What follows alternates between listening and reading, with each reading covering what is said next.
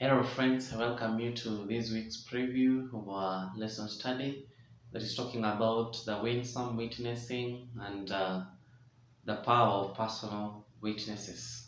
It's a new quarter and a new lesson that talks about making friends for Jesus, and it's all about witnessing.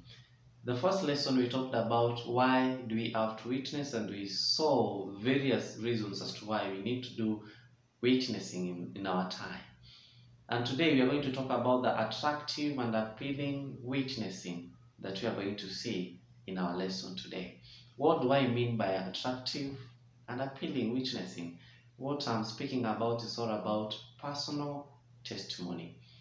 So this week's lesson is not about theological debates, neither is it about argument that we have to put across of our beliefs and doctrines, but it's all about sharing. But what do you have to share? Friends, take for instance, when a person shares or gives his heart and shares his personal experience, that does not call much of arguments from others, because it's neither his religious or political views, but what God has done in his life, or what has brought hope in his life, what has brought peace and purpose in his life. And all of us need such experiences and testimonies at some times in our life. This week's lesson is all about stories, and we are going to look at a number of them, of which you as a person, I know you also have a personal testimony and a story that you like to share with your friends. If you get time, please do, because it's very powerful and attractive more than being correct doctrinally. I start our lesson off by a story from a guy who was possessed by demons. Everybody knew about him. Everybody knew about his various manifestations. But only Jesus, who was able to see through him and see the desire and the longing of something different in that man. Then Christ went ahead and liberated the man and all who were with him, and saw what had happened and the transformation that took place to that man. They were scared. They were scared of the transformational power that Christ had. But to the man, he only remained to be a testimony and a witness of Jesus Christ in an area that no one else could have done a better job. What a personal testimony. Another story that we get in our lesson is about the risen Savior.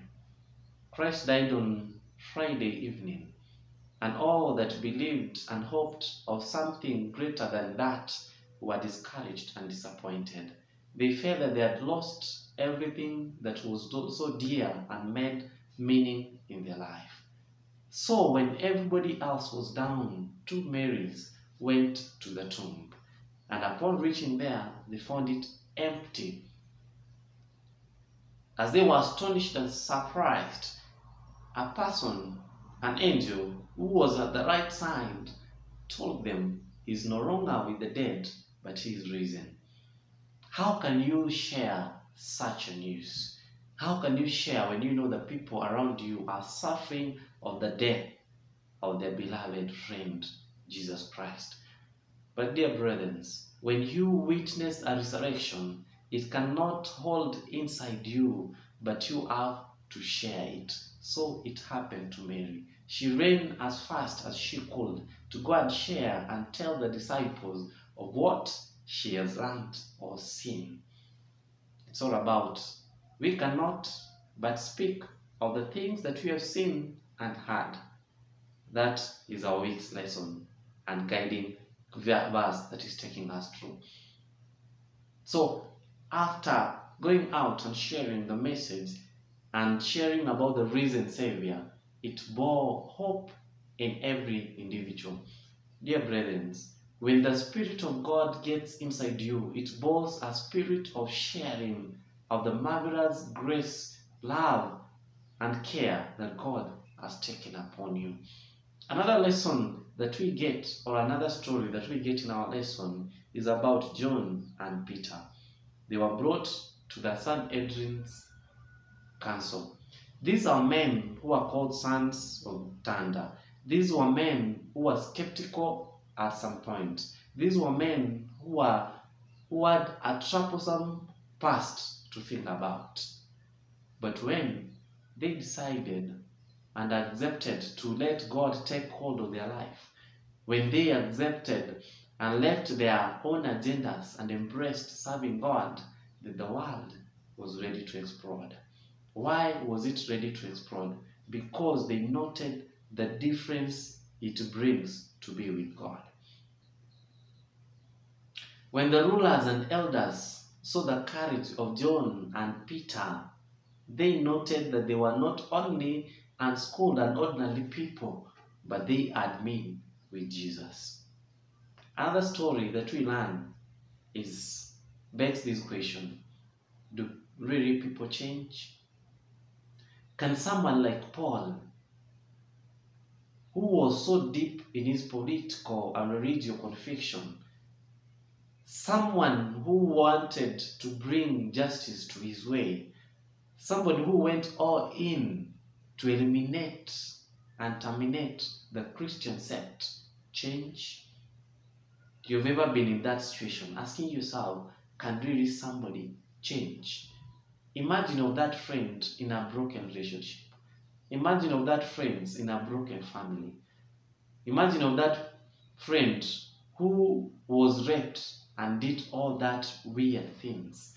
Can he really think, oh, have such a question of asking himself or herself, can such a person who did that change?